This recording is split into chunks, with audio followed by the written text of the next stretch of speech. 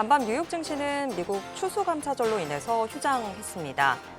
11월 마지막 거래일에 우리 증시, 양시장 참 출발은 좋았는데요. 코스피와 코스닥의 희비가 갈렸습니다. 코스닥은 900선을 넘어섰지만 코스피는 3,926선까지 내려온 상황입니다. 네, 뉴욕 증시 휴장이고 그리고 반도체가 마지막에 좋았었어서 우리나라 좋을 줄 알았는데 특히 삼성전자, 하이닉스 많이 빠지면서 지수가 많이 하락하고 있네요. 근데 어차피 또 미국도 시간이 짧으니까 기본적으로 중요한 가격이 반영되지는 않지 않을까 싶습니다. 그러면 오늘의 하락은 크게 월 말해서 포지션을 줄이고 싶은 사람이 있지 않았을까요? 약간 심리의 반영도 있었을지도. 네. 지금 보시고 계신 머니쇼는 SBS BG앱과 유튜브에서 실시간 시청이 가능합니다. 더 많은 국내 주식 정보 받아보실 분들은 카카오톡 채널 머니랩 추가해 주시기 바랍니다. 그럼 오늘 증시인사이트 출연자 모시고 자세한 이야기 나눠보겠습니다. 대신증권 FICC 리서치부 이경민 부장 모셨습니다. 안녕하세요. 네, 안녕하세요. 네. 네, 먼저 하락한 코스피부터 네. 좀 짚어볼게요.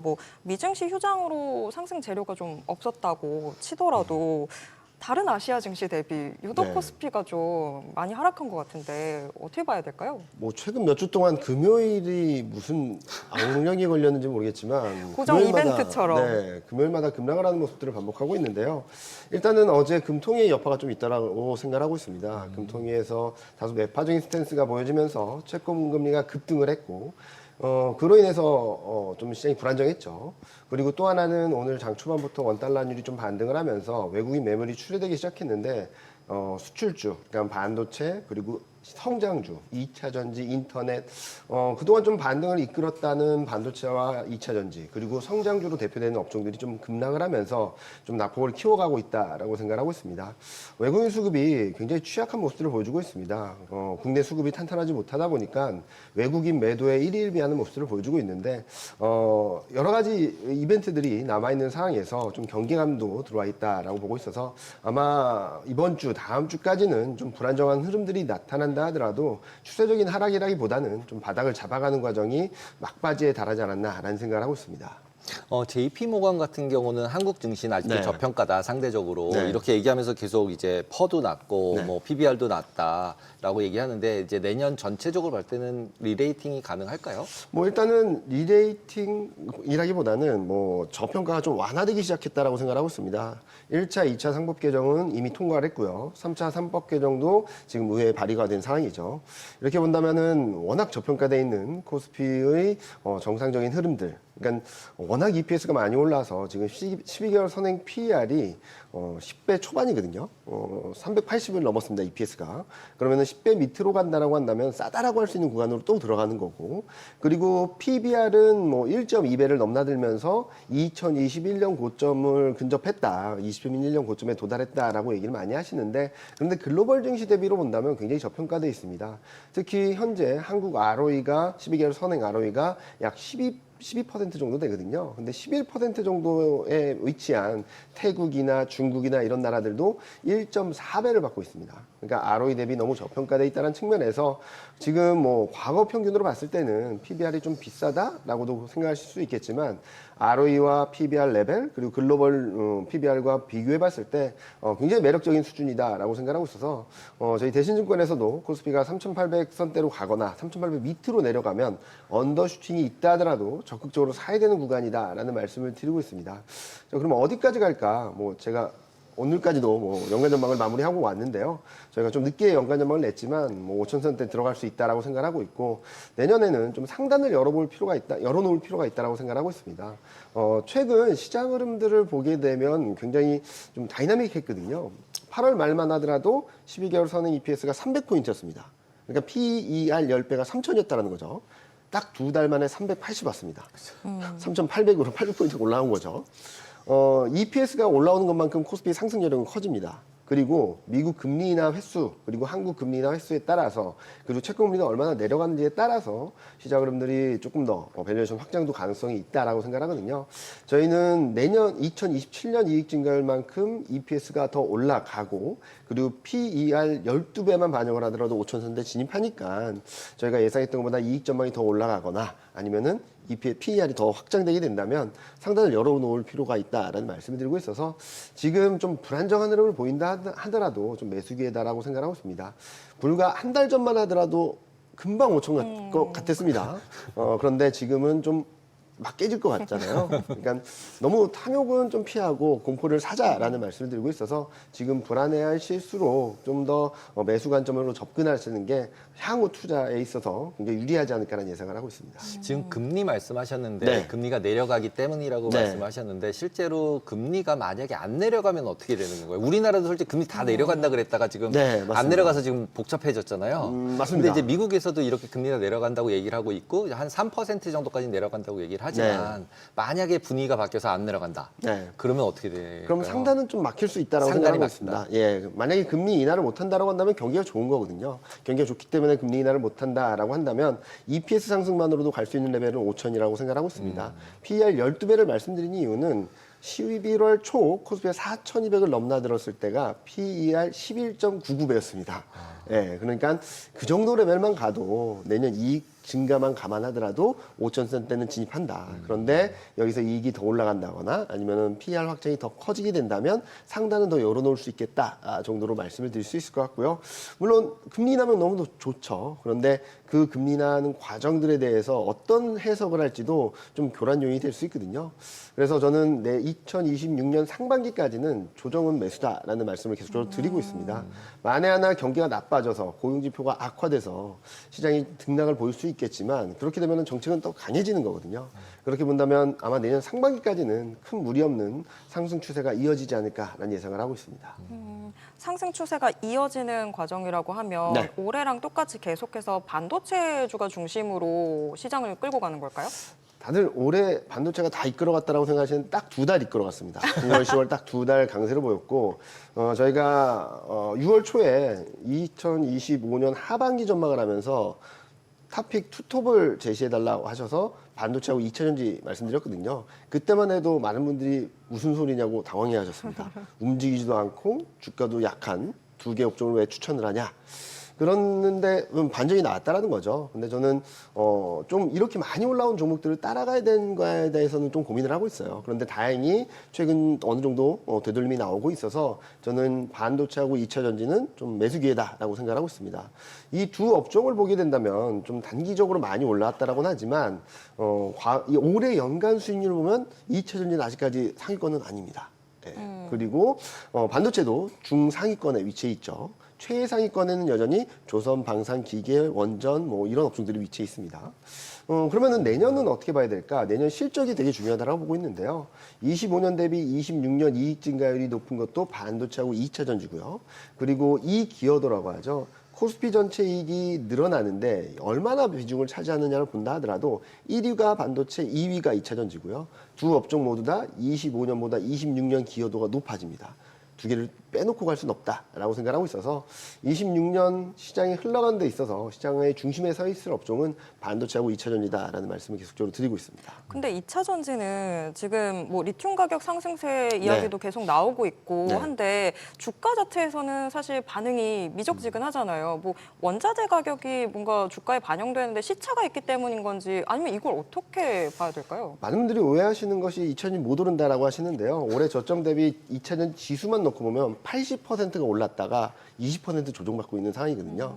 그렇기 때문에 한 단계 레벨업은 나왔다라고 생각을 합니다. 저점 탈출은 나왔다라고 생각을 하고 있고 그리고 여기서 더 올라간다는 그림들에 있어서는 첫 번째 중국하고 유럽 경기가 생각보다는 나쁘지 않을 것으로 전망을 하고 있습니다. 그러면은 지금 이슈가 되고 있는 북미 지역의 전기차 수요에 대한 불안감들이 좀 메이크업 해줄 수 있다라고 생각하거든요. 중국, 유럽 자동차, 전기차 판매량이 85%입니다. 전 세계에서. 그렇기 때문에 이쪽의 수요가 전기차 전체의 수요에 대한 불안감들을 좀 진정시켜줄 수 있다라고 생각하고 있고 그리고 리튬 가격 상승이 일시적이라기보다는 전반적으로 중국 정부의 기조라고 생각합니다.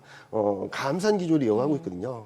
그동안에는 고버 생산, 그러니까 과잉 생산을 해도 정부 차원에서 지원을 해줬었는데 이제는 더 이상 안 하고 감산을 해서 생산 공장에다가 지원을 했던 금액을 이제 소비 쪽으로 돌리겠다는 얘기를 하고 있는 상황이라서 저희는 리튬 가격 계속적으로 우상향할 수 있다라고 생각합니다. 그리고 마지막으로는 9월, 10월 달에 한번 크게 상승을 했었던 흐름들에 있어서 ESS 수요가 있거든요. ESS 수요는 계속적으로 이어질 수 있다라고 생각을 하고 있고 이재명 정부에서도 여러 가지 산업 정책 내에서도 차세대 전력망에 대한 정책들이 나와 있거든요.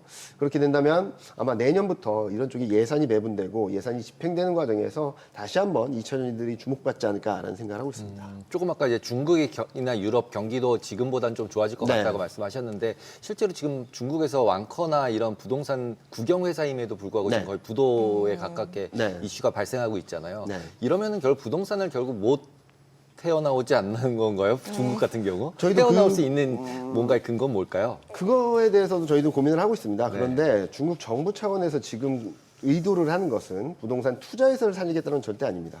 부동산 시장, 자산 가치를 올리겠다라는 거거든요. 그렇기 때문에 투자보다는 자산 가치 상승에 대한 목적이 있고 그리고 주식 시장, 그러니까 자산 가치를 올려서 그러니까 그동안에는 중국 정부에서 생각했던 것은 부동산 과열을 시키고 그리고 돈을 투여를 하면 소비는 살아날 거야라는 생각을 굉장히 많이 했거든요.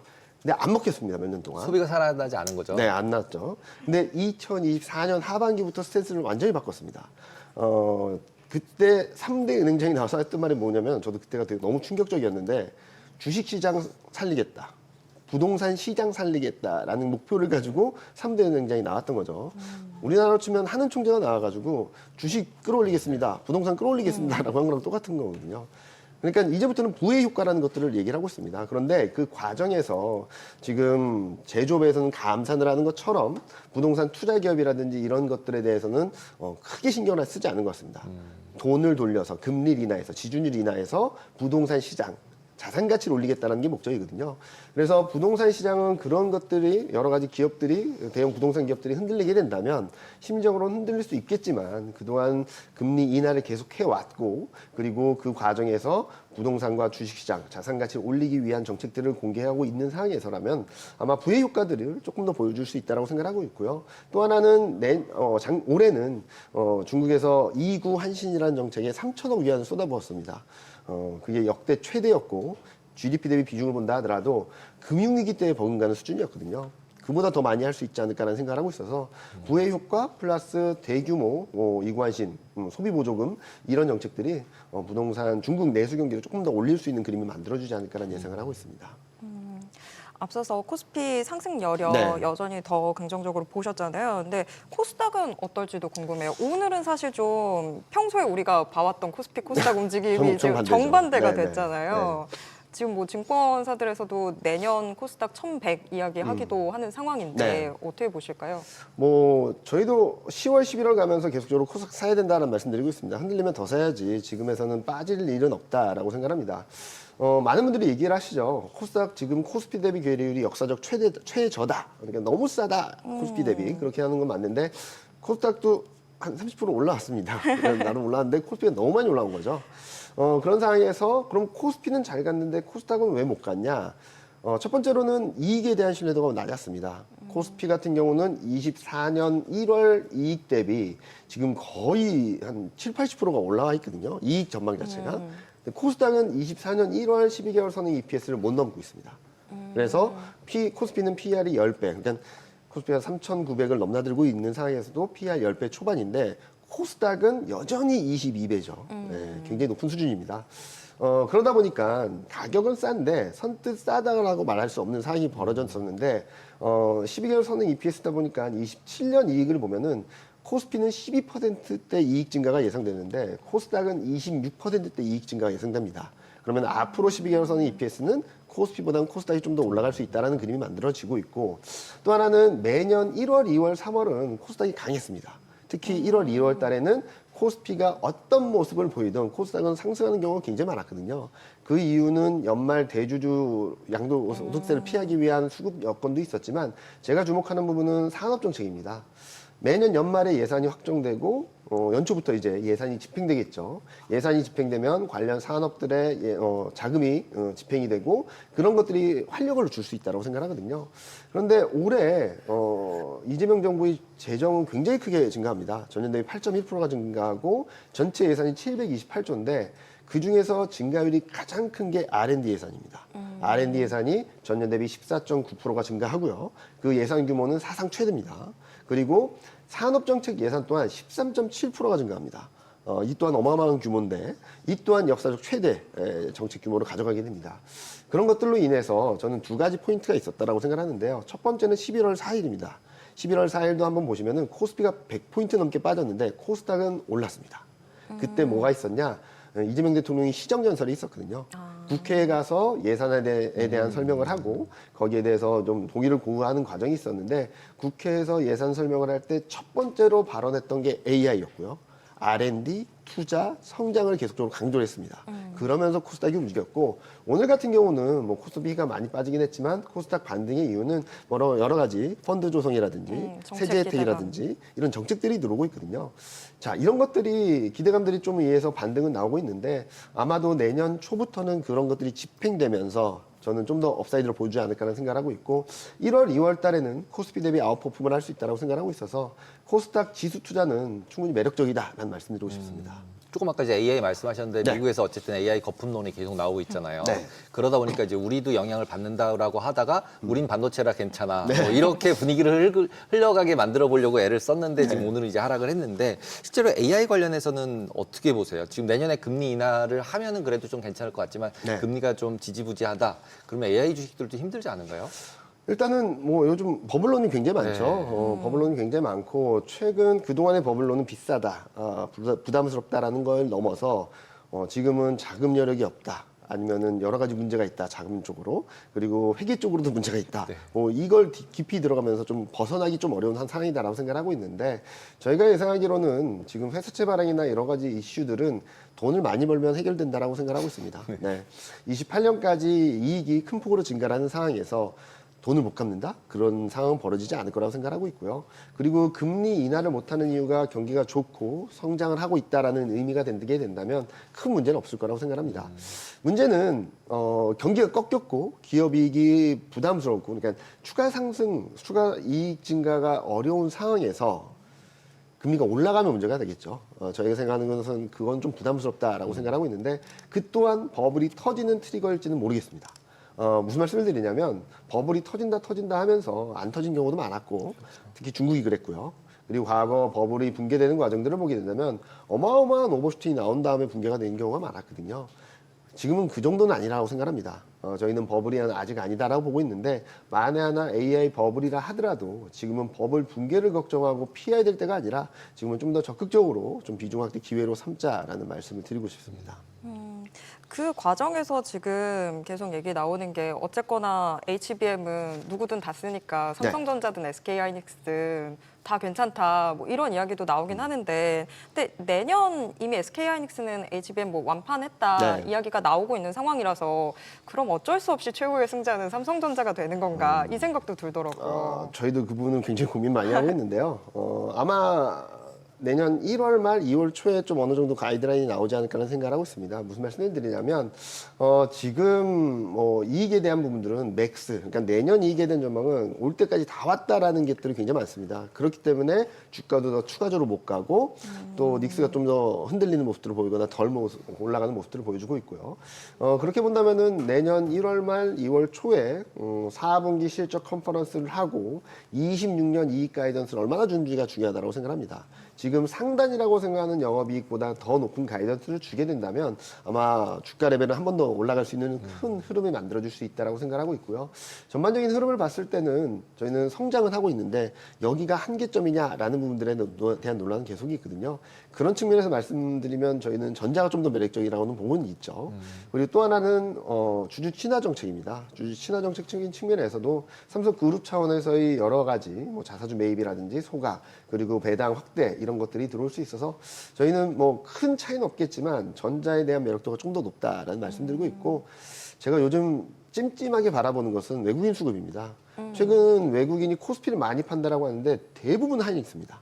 네, 그런 부분들도 좀 수급적인 측면에서도 외국인이 좀 더 선호하는 쪽을 가는 것이 좀 유리한 선택이 되지 않을까라는 예상을 하고 있습니다.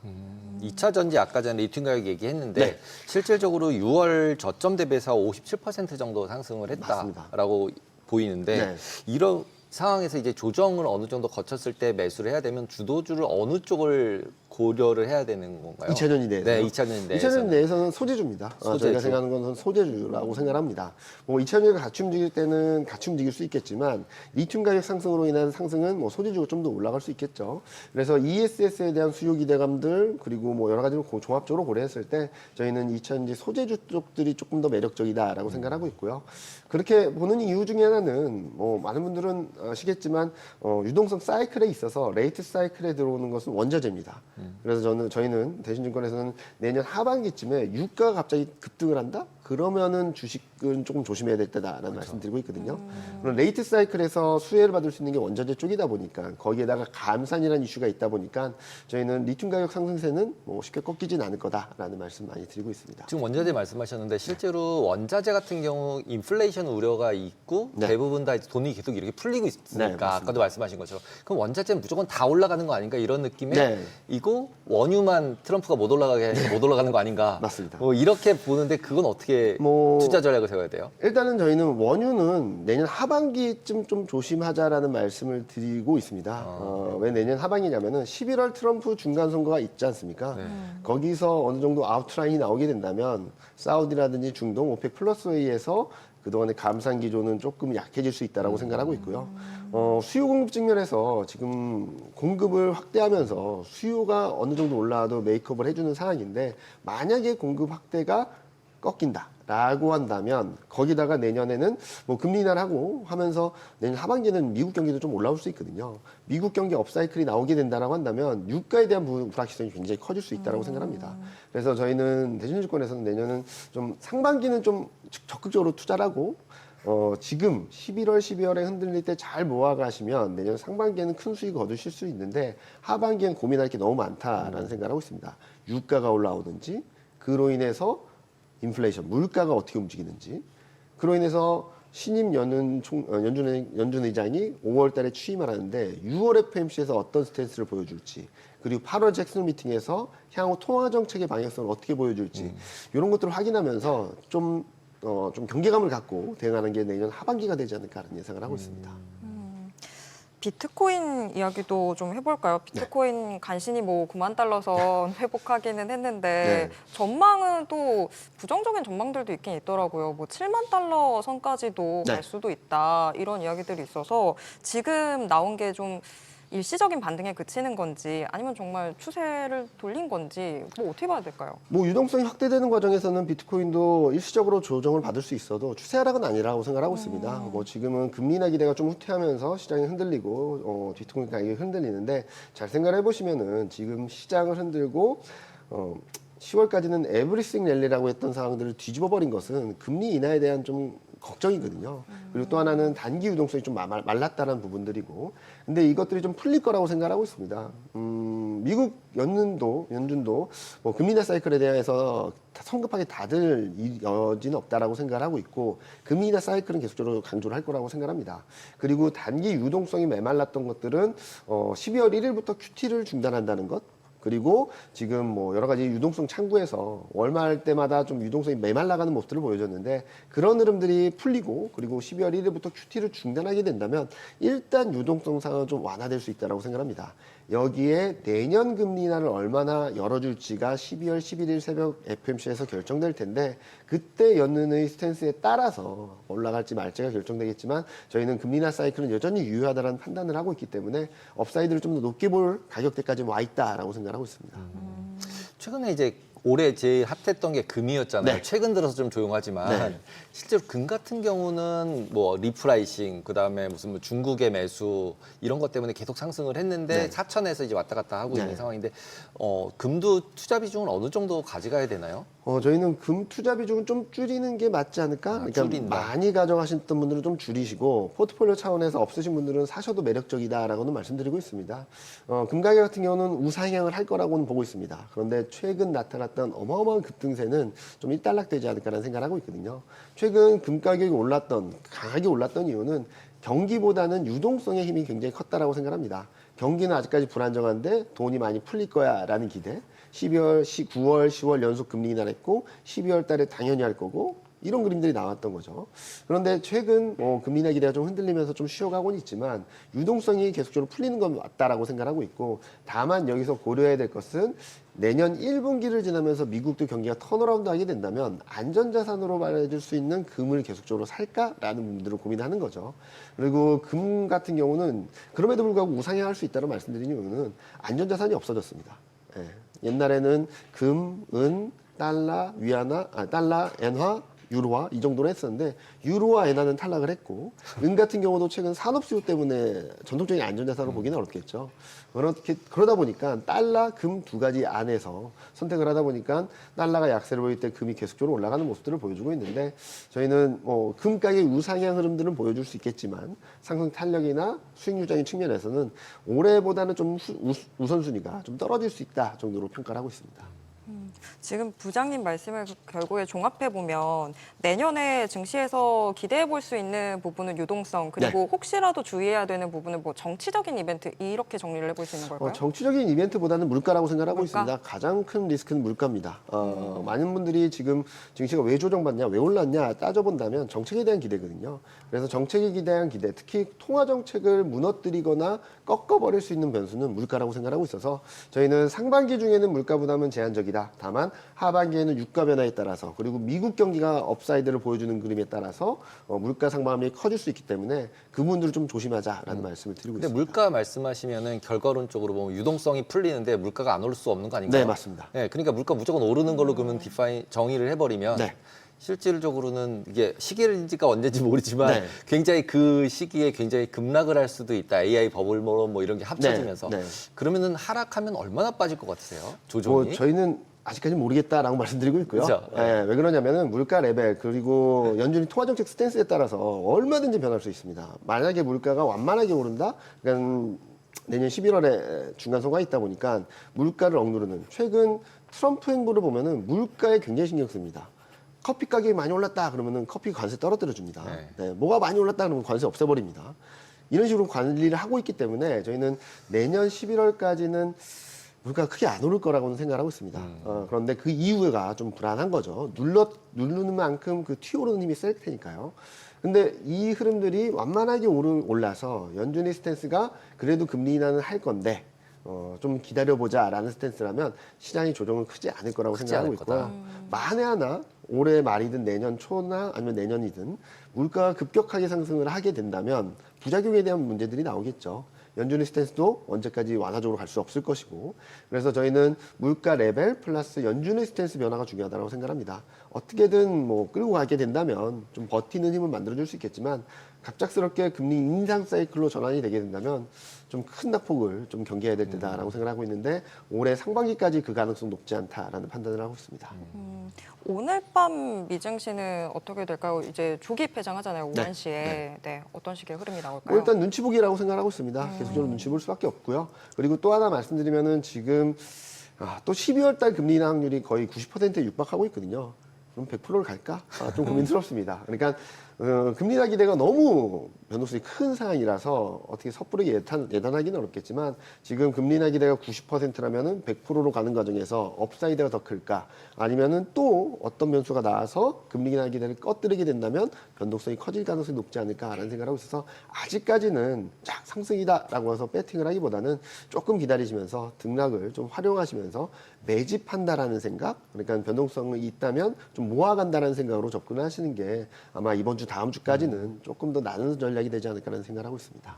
계속해서 좀 침착하게 네. 시장 보도록 하겠습니다. 오늘 말씀 고맙습니다. 네, 감사합니다.